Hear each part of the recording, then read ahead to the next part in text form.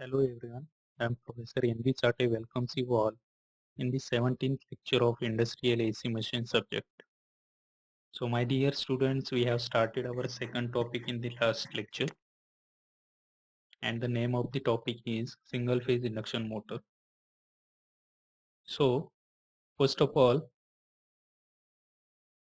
induction motor first we will see we have seen the construction of the single phase induction motor. ठीक है, जो भी points हमने पिछले लेक्चर में कवर किए हैं एक बार वो देख लेते हैं हम. ठीक है, सो फर्स्ट पॉइंट हमने कवर किया है लास्ट लेक्चर में, वो है construction of single phase induction motor. ठीक है, तो मैंने कंस्ट्रक्शन में बोला था आपको जैसे आपकी थ्री फेज इंडक्शन मोटर का कंस्ट्रक्शन होता है वैसा सिमिलर कंस्ट्रक्शन आपके सिंगल फेज इंडक्शन मोटर का है. Three phase squirrel cage induction motor जैसा ही similar construction single phase induction motor का है. इसमें भी आपके दो मेन पार्ट्स होते हैं, एक होता है स्टेटर, दूसरा होता है रोटर. स्टेटर स्टेशनरी पार्ट होता है, रोटर रोटेटिंग पार्ट होता है. ठीक है, तो सेम है कंस्ट्रक्शन. ठीक है, यहाँ पे स्टेटर वाइंडिंग जो है वो स्टेटर वाइंडिंग यहाँ पे दो है. नॉर्मली देयर आर ये this type of motor have two stator winding. In these two stator windings both the windings are energized. So in these motors that with both the windings energized, the winding with more turns is called as main winding. ठीक आहे, ज्या वाइंडिंगला जास्त turns असतील ती main winding आहे आपली आणि ज्या वाइंडिंगला आपल्या कमी टर्न्स असतील ती आपली ऑक्झिलरी वाइंडिंग आहे किंवा तिला स्टार्टिंग वाइंडिंग म्हटलंय आपण. So in case of this motor also synchronous speed formula is same, that is ns is equal to 120 F by P. So this is the actual construction of the single phase induction motor. ठीक आहे, हे photograph दिसतोय तुम्हाला single phase induction मोटरचा, ही diagram आहे. ठीक आहे, हा stator आहे आपला, हा मधला रोटर आहे. ठीक आहे, इथं स्टेटर वाइंडिंग हे दोन आहेत आपल्या, मेन वाइंडिंग आणि स्टार्टिंग वाइंडिंग, आणि हा आपला रोटर आहे आणि मिडलचा पार्ट आपला शाफ्ट आहे. क्लिअर, वर्किंग प्रिन्सिपल पाहिला आपण. नंतर आपल्याला लास्ट क्लासमध्ये मी सांगितलं होतं तुम्हाला की सिंगल फेज इंडक्शन मोटर ही सेल्फ स्टार्ट नसते. ठीक आहे, we have to make the single phase induction motor self start by using these two methods. In that, first method is double revolving field theory and second method is cross field theory, or it is also called as split phasing principle. ठीक आहे, त्यामध्ये आपण double revolving field theory काय आहे ते पाहिलं होतं. Right, नंतर टॉर्क स्पीड कॅरेक्टरिस्टिक आपण सिंगल फेज इंडक्शन मोटरची पाहिली. ही टॉर्क स्पीड कॅरेक्टरिस्टिक आहे सिंगल फेज इंडक्शन मोटरची. Now we'll see in today's lecture, that is second method in order to make the single phase induction motor self start. Single phase induction motor को self start बनाने के लिए ये second method हमें आज के lecture में देखनी है, वो है अपनी स्प्लिट फेजिंग प्रिंसिपल. इसके पहले अपन ने फर्स्ट मेथड देखी थी और वो थी अपनी डबल रिवॉल्विंग फील्ड थ्योरी. वो यूज करके अपन सिंगल फेज इंडक्शन मोटर को सेल्फ स्टार्ट बना सकते हैं. नहीं तो आप ये दूसरी भी मेथड यूज कर सकते हो, स्प्लिट फेजिंग प्रिंसिपल. ठीक है, इसको ही क्रॉस फील्ड थ्योरी भी बोलते हैं. तो ये मेथड भी यूज करके आप सिंगल फेज इंडक्शन मोटर को सेल्फ स्टार्ट बना सकते हो. ठीक है, तो इसमें क्या क्या पॉइंट्स दिए हैं वो हम देखेंगे. So in order to make the single phase induction motor self starting, two windings are provided instead of one. यहाँ पे सिंगल फेज इंडक्शन मोटर को आपको अगर सेल्फ स्टार्ट बनाना है तो यहाँ पे दो वाइंडिंग्स आपको प्रोवाइड करने होंगे. ठीक है, इंस्टेड ऑफ वन. वन की बजाय आपको यहाँ पे दो वाइंडिंग्स यहाँ पे प्रोवाइड करने होंगे अगर आपको सिंगल फेज इंडक्शन मोटर को सेल्फ स्टार्ट बनाना है तो. ठीक आहे, समजलं. एका वाइंडिंगच्या ऐवजी इथं किती वाइंडिंग्स प्रोव्हाइड करायचे, आपल्याला दोन वाइंडिंग्स प्रोव्हाइड करायच्या जर आपल्याला सिंगल फेज इंडक्शन मोटरला सेल्फ स्टार्ट बनवायचं असेल तर. ठीक आहे, so the axis of stator windings are displaced by 90 degree electrical. ठीक आहे, जे ॲक्सिस असणार आहेत स्टेटर वाइंडिंगचे ते डिस्प्लेस्ड असणार आहेत 90 डिग्रीमध्ये एकमेकांच्या. ठीक आहे, डिस्प्लेस्ड बाय 90 डिग्री इलेक्ट्रिकल. हा सेकंड पॉइंट दिलेला आहे. थर्ड पॉइंट दिला आहे, the winding currents are 90 degree phase shifted with respect to each other.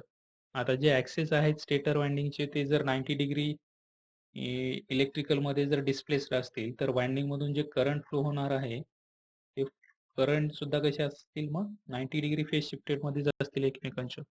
हे इथं तुम्हाला दिसतंय डायग्राममध्ये. This is the split phase motor, right? So this is the squirrel cage rotor. हे स्क्विरल केजचं टाईपचं रोटर आहे आपलं. आणि इथं 2 वाइंडिंग दाखवलेले आहेत. ही आहे मेन वाइंडिंग, ही आहे आपली ऑक्झिलरी वाइंडिंग और स्टार्टिंग वाइंडिंग. आणि हे जे 2 ॲक्सिस आहेत, ठीक आहे? या 2 ॲक्सिस मधला फेज शिफ्ट अँगल किती आहे आपला इथं? 90 डिग्री इलेक्ट्रिकल आहे, ठीक आहे? दिसतंय तुम्हाला? ठीक आहे? ही ऑक्झिलरी वाइंडिंग आणि मेन वाइंडिंगचे जे ॲक्सिस आहेत, ते आपण किती डिग्रीमध्ये फेज डिस्प्लेस ठेवले त्याला 90 डिग्रीमध्ये. त्यामुळं या दोन्ही वाइंडिंगमधून जे करंट फ्लो होतील, ते करंट सुद्धा एकमेकांच्या कशा असतील 90 डिग्रीमध्येच असतील. ठीक आहे. So the winding currents are 90 degree phase shifted with respect to each other. Then the two winding produce a rotating magnetic field in the air gap between stator and rotor. आता या दोन्ही वाइंडिंग काय करतील तिथं rotating magnetic field produce करतील stator आणि रोटरच्या air गॅपमध्ये. ठीक आहे. So this rotating field will then make the rotor rotate in the same direction as per the principle of induction. और ये रोटेटिंग फील्ड की वजह से आपको जो रोटर है वो सेम डायरेक्शन से रोटेट होगा, जो डायरेक्शन आपकी रोटेटिंग मैग्नेटिक फील्ड की है उसी डायरेक्शन से आपका रोटर क्या हो जाएगा रोटेट हो जाएगा as per principle of induction. So this split phasing principle makes the single phase induction motor self starting. तो उसकी वजह से आपकी सिंगल फेज इंडक्शन मोटर जो है यहाँ पे सेल्फ स्टार्ट बनती है अगर आपने वहाँ पे 2 वाइंडिंग्स प्रोवाइड किए तो ऐसे. ठीक है, एक मेन वाइंडिंग है और दूसरी ऑक्सिलरी वाइंडिंग है या फिर स्टार्टिंग वाइंडिंग है. ठीक है, समझ में आया? तो ये है आपका split phasing principle. Now will see the types of single phase induction motor. यहाँ पे टाइप्स देखना है अपने को सिंगल फेज इंडक्शन मोटर के. So according to the method use for it starting single phase induction motor can be classified into following types. यहाँ पे 4 types है सिंगल फेज इंडक्शन मोटर के. ठीक है, पहला है आपका स्प्लिट फेज मोटर और it is also called as resistance start induction run motor. Split phase motor, it is also called as resistance start induction run motor. दूसरी है आपकी capacitor start induction run motor. तीसरी है आपकी capacitor start capacitor run motor. ठीक है, और चौथी है आपकी शेडेड पोल मोटर. तो ये जो दो है वो है आपकी कैपेसिटर टाइप के मोटर्स. ठीक है, एक्चुअली कैपेसिटर टाइप के मोटर्स के 3 टाइप्स है. एक है आपका capacitor start induction run motor, दूसरी है आपकी capacitor start capacitor run motor और तीसरी है आपकी 2 वैल्यू कैपेसिटर मोटर. ठीक है, वो हमें सिलेबस में नहीं है तो यहाँ पे 2 ही मेंशन किए हैं. ठीक है, स्प्लिट फेज इंडक्शन मोटर पहला टाइप है, उसको ही दूसरा नाम है resistance start induction run motor.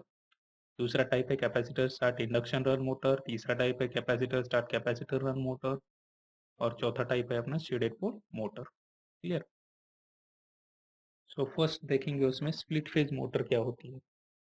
So split phase induction motor consist of 2 main parts. इसमें भी 2 मेन पार्ट्स है आपके. एक होता है स्टेटर, दूसरा होता है रोटर.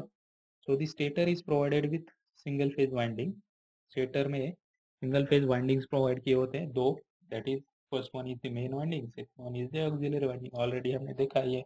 ठीक है, so the 2 windings are placed 90 degree electrical apart.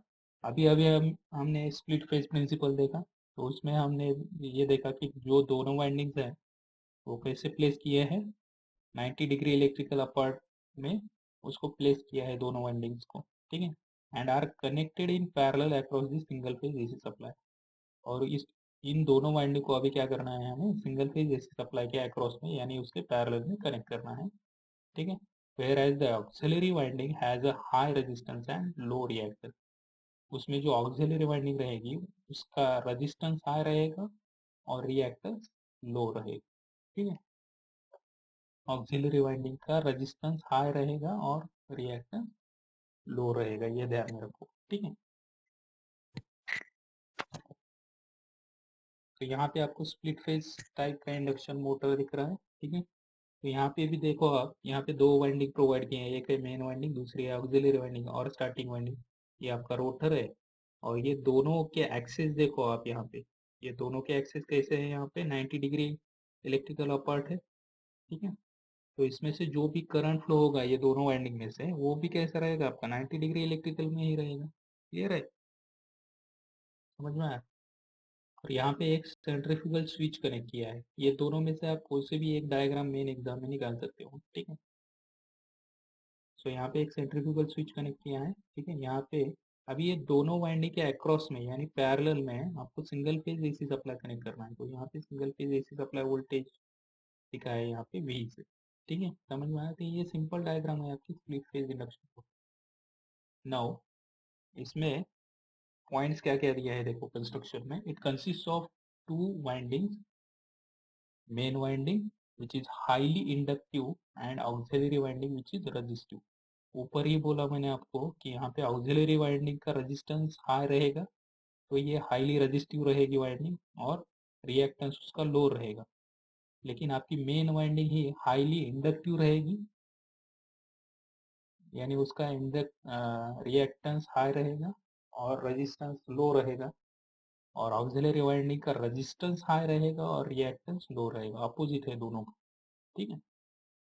तो उसकी वजह से इथं काय म्हटलं आपण पहिलाच पॉईंट की स्प्लिट फेज इंडक्शन मोटरमध्ये दोन वाइंडिंग्स आहेत, एक आहे मेन वाइंडिंग जी हायली इंडक्टिव्ह आहे, म्हणजे तिचा रिॲक्टन्स हाय असणार आहे आणि रेजिस्टन्स लो असणार आहे। आणि ऑक्झिलरी वाइंडिंग आहे तिचा रेजिस्टन्स हाय असणार आहे आणि रिॲक्टन्स लो असणार आहे, दोन्हीचा अपोजिट घ्यायचं, ठीक आहे। So here principle of operation, आता प्रिन्सिपल ऑफ ऑपरेशन मध्ये काय काय पॉईंट सांगते ती पहा। फर्स्ट पॉईंट दिलाय, the current flowing through the main winding that is I1, या मेन वाइंडिंग मधून जो करंट फ्लो व्हायला आहे तो आपण I1 न डिनोट केलेला आहे। इथं मेन वाइंडिंग मधून जो करंट फ्लो होतोय तो IM न डिनोट केलेला आहे, ठीक आहे। आणि ऑक्झिलरी वाइंडिंग मधून जो करंट फ्लो होतोय तो आपण IA न डिनोट केला, ठीक आहे। इथं ऑक्झिलरी वाइंडिंग मधला करंट I2 न डिनोट केला। तुम्हाला जे नोटेशन सोपे वाटतील ते नोटेशन्स तुम्ही देऊ शकता डायग्राम, ठीक आहे। So the current flowing through the main winding I1 lags behind the supply voltage V by 90 degree.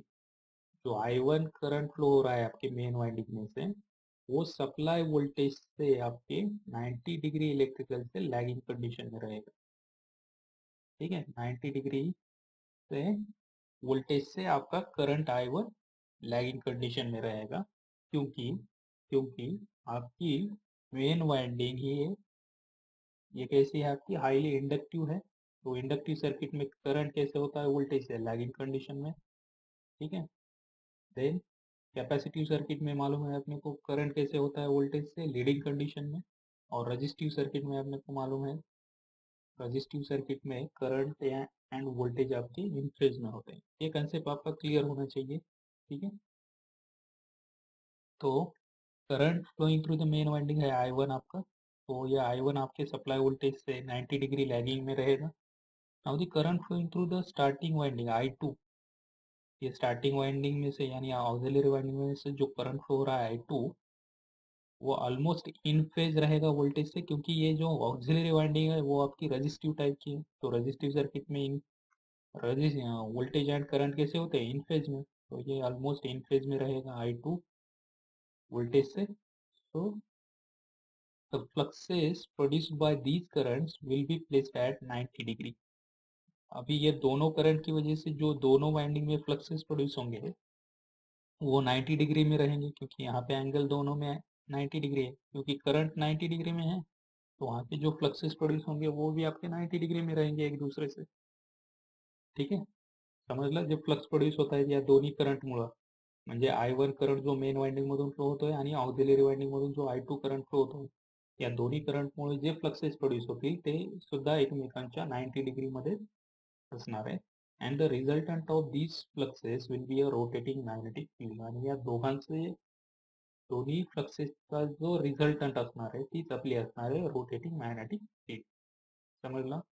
Now due to the rotating magnetic field a non zero starting torque acting in one direction will be produced। आता या rotating magnetic फील्डमुळं तिथे एक non zero starting torque म्हणजे ज्याची value zero नाही आहे असं starting torque, non zero starting torque तिथं ऍक्ट होतो एका डायरेक्शनमध्ये आणि तो तिथं प्रोड्यूस होणार आहे. स्टार्टिंग टॉर्क इथं आपला प्रोड्यूस होणार आहे. ठीक. Now this centrifugal switch is connected in series with the starting winding. आता इथं एक सेंट्रीफ्युगल स्विच आपण कनेक्ट केलेलं आहे स्टार्टिंग वाइंडिंगच्या सिरीज मध्ये दिसतंय तुम्हाला. यहाँ पे एक सेंट्रीफ्यूगल स्विच अपन ने स्टार्टिंग वाइंडिंग यानी ऑक्सिलरी वाइंडिंग की सीरीज में कनेक्ट किया है. ठीक है. तो that centrifugal switch gets automatically open circuited when the motor speed reaches about 70 to 80% of the synchronous speed. Motor की स्पीड आपकी जब सिंक्रोनस स्पीड से 70 to 80% हो जाएगी तब ये सेंट्रीफ्यूगल स्विच जो है आपका वो ऑटोमेटिकली क्या हो जाएगा, ओपन सर्किट हो जाएगा. ठीक है. ये अभी यहाँ पे डायग्राम में दिखते वक्त आपको ओपन ही दिख रहा है, लेकिन जब हम इसको क्लोज करते हैं स्टार्टिंग में तभी यहाँ से करंट फ्लो होता है, ध्यान में रखो. ठीक है.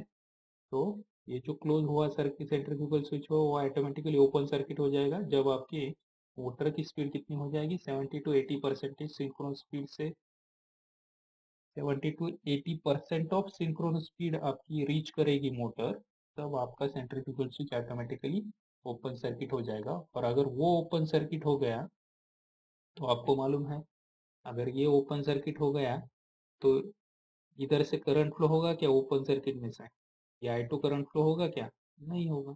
ठीक है. तो आगे वही पॉइंट दिया है कि after that the motor rotates only on the main winding. तब आपकी मोटर सिर्फ ये आपके मेन वाइंडिंग पे ही रोटेट हो जाएगी. ठीक है. क्योंकि ये वाइंडिंग अभी सर्किट में से निकल जाएगी क्योंकि सेंट्रीफ्यूगल स्विच आपका ओपन सर्किट हो गया है तो इधर से करंट नहीं फ्लो होगा, यानी ये सर्किट में ऑक्सिलरी वाइंडिंग नहीं रहेगी अपनी. ठीक है. तो मोटर कौन से वाइंडिंग पे रोटेट होगी आपकी, सिर्फ मेन वाइंडिंग पे. समझ में आया. So after that the motor rotates only on the main winding. समजलं की सेंट्रीफ्युगल स्विच जे आपण सिरीज मध्ये कनेक्ट केलेले स्टार्टिंग वाइंडिंगच्या ते ऑटोमॅटिकली ओपन सर्किट होतं जेव्हा मोटरची स्पीड आपली रीच होते तिथल्या सिंक्रोनस स्पीडच्या 70 to 80%, तेव्हा तिथलं centrifugal switch automatically open circuit होतं आणि त्यामुळं त्यानंतर आपली मोटर फक्त मेन वाइंडिंग वरतीच रोटेट होते, कारण या ओपन सर्किट मधून आपला करंट फ्लो होत नाही, कारण हे ओपन झाल्यामुळे हे वाइंडिंग जे आहे ऑक्सिलरी वाइंडिंग ती आपली सर्किट मधून निघून जाते आणि त्यामुळे फक्त या मेन वाइंडिंग वरतीच आपली मोटर काय होत असते, रोटेट होत असते. सो thus under the running condition the auxiliary winding remains out of the circuit. Running condition मध्ये आपली ऑक्सिलरी वाइंडिंग ही सर्किट मधून निघून जात असते. ठीक आहे. Now the direction of rotation of this split phase motor can be reversed by reversing the terminals of either main winding और starter winding. अगर आपको स्प्लिट फेज इंडक्शन मोटर की डायरेक्शन रिवर्स करनी है तो आपको एक तो मेन वाइंडिंग या फिर स्टार्टर वाइंडिंग के क्या करने होंगे, टर्मिनल्स रिवर्स करने होंगे. एक तो मेन वाइंडिंग के करो टर्मिनल्स रिवर्स या तो ऑक्सिलरी वाइंडिंग की. अगर दोनों के टर्मिनल्स आपने अगर रिवर्स किए तो मोटर की डायरेक्शन एज इट इज रहेगी, वहाँ पे मोटर की डायरेक्शन चेंज नहीं होगी. अगर मोटर की डायरेक्शन चेंज करनी है तो दोनों वाइंडिंग में से एक ही वाइंडिंग के टर्मिनल्स को आपको रिवर्स करना है, एक तो मेन वाइंडिंग के करो या फिर स्टार्टर वाइंडिंग के करो. ठीक है. तो this is about the working principle of the split phase induction motor. ठीक है. ये सारे जो टाइप्स है सिंगल फेज इंडक्शन मोटर के, ठीक है, एक माइनर डिफरेंसेस है इसमें, बाकी सारे पॉइंट्स एज इट इज है. ठीक है. तो एक मोटर अगर समझ में आ गई आपको स्प्लिट फेज इंडक्शन मोटर तो बाकी के तीनों मोटर समझ में आएंगे. ठीक है. स्प्लिट फेज इंडक्शन मोटर अगर समझ में आए यानी resistance start induction run motor अगर समझ में आए आपको तो capacitor start induction run motor भी समझ में आएगी और capacitor start capacitor run motor भी समझ में आएगी, क्योंकि तीनों के वर्किंग प्रिंसिपल सेम है, सिर्फ एक एक सेंटेंस का वहाँ पे चेंज है. वो कहाँ पे चेंज होता है मैं आपको बोल देता हूँ आगे. ठीक है. ना फेजर डायग्राम यहाँ पे दिया है, ये दोनों में से आप कौन सी भी फेजर डायग्राम निकाल सकते हो. ठीक है. लेकिन आपको ध्यान में रखना है अगर ये डायग्राम आप मेन एग्जाम में निकालते हो जिसमें आपने मेन वाइंडिंग में से जो करंट फ्लो हो रहा है AM और ऑक्सिलरी वाइंडिंग में से जो करंट फ्लो हो रहा है IA, ठीक है, अगर ये नोटेशंस दिए हैं आपने तो आपको फेजर डायग्राम ये निकालनी होगी कि इसमें IA एंड IM है और अगर आपने ये मेन एग्जाम में डायग्राम निकाली है मेन वाइंडिंग और ऑक्सिलरी वाइंडिंग में से जो करंट फ्लो हो रहा है I1 और ऑक्सिलरी ये मेन वाइंडिंग में से जो करंट फ्लो हो रहा है I1 और ऑक्सिलरी वाइंडिंग में से जो करंट फ्लो हो रहा है I2, तो ये डायग्राम निकाली है तो फेजर डायग्राम आपको ये निकालनी होगी, ठीक है, क्योंकि इसमें I1 I2 दिखाए हैं और ये I1 I2 का रिजल्टेंट जो रहेगा वो रहेगा आपका टोटल करंट I, ठीक है। I1 I2 में जो एंगल रहेगा वो रहेगा आपका अल्फा और V और I1 में जो एंगल रहेगा वो रहेगा आपका phi 1, वो क्या रहेगा आपका phi 1 और V एंड I2 में जो एंगल रहेगा वो रहेगा आपका phi 2, लेकिन यहाँ पे इन फेज में लेना है क्योंकि I2 जो करंट है वो स्टार्टिंग वाइंडिंग का करंट है और स्टार्टिंग वाइंडिंग आपकी हाईली रजिस्टिव है, तो उसकी वजह से ये इन फेज में ही दिखाना है, ठीक है। ये थोड़ा सा यहाँ पे नीचे दिख रहा है आपको लेकिन ये इन फेज में ही कंसिडर करना है, ठीक है। सो I1 is in phase with the V, यहाँ पे दिया है I1 आपका जो है वो V के कैसा लिया है,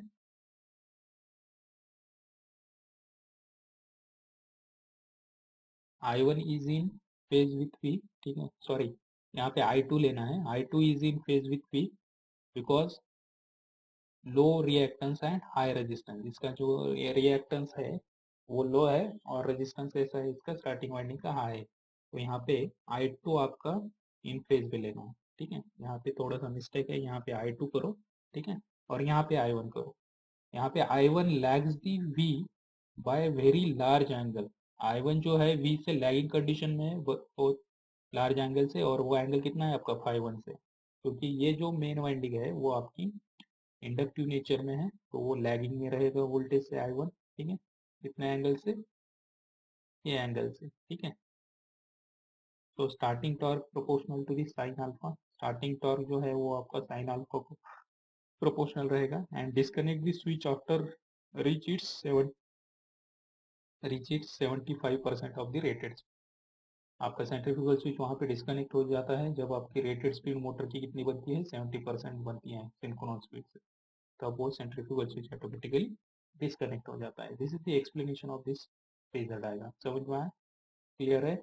यहाँ पे थोड़ा सा मिस्टेक है ये नेक्स्ट स्लाइड में इसको मैं करेक्ट करता हूँ, यहाँ पे आपको I2 इन फेज में लेना है वोल्टेज से, यहाँ पे देखो, और I1 आपको लैगिंग कंडीशन में लेना है वोल्टेज से, क्लियर है, समझ में आया। Now this is the torque speed characteristics of split phase induction motor, ये टॉर्क स्पीड कैरेक्टरिस्टिक है, टॉर्क आपका वाई एक्सिस पे दिखाया है और स्पीड आपकी एक्स एक्सिस पे दिखाई है, ठीक है। यहाँ पे दो टॉर्क दिखा है, starting torque maximum torque, clear, और यहाँ पे स्पीड दिखाया है N is equal to N S है स्टार्टिंग में, बाद में N is equal to N zero है और N is equal to zero है, ये स्टार्टिंग की स्पीड है, स्टार्टिंग की मोटर की स्पीड कितनी होती है जीरो, बाद में सेंट्रीफ्यूगल स्विच आपका यहाँ पे ओपन हो जाएगा तब आपको मैक्सिमम टॉर्क मिलेगा, ठीक है, और N is equal to N S, यहाँ पे है आपकी स्पीड, यानी एक्चुअल स्पीड और सिंक्रोन स्पीड यहाँ पे इक्वल हो जाते हैं, ये है टॉर्क स्पीड कैरेक्टरिस्टिक है। इसमें क्या दिया है देखो, the starting torque TST of the split phase induction motor is poor, starting torque जो है स्प्लिट फेज इंडक्शन मोटर का वो पुअर है, यहाँ पे दिख रहा है आपको, about 1.25 to 1.5 times of the full load torque, बहुत ही पुअर है इसका starting torque split phase induction motor का, और वो कितना है फुल लोड टॉर्क से अबाउट 1.25 टू 1.5 टाइम्स है।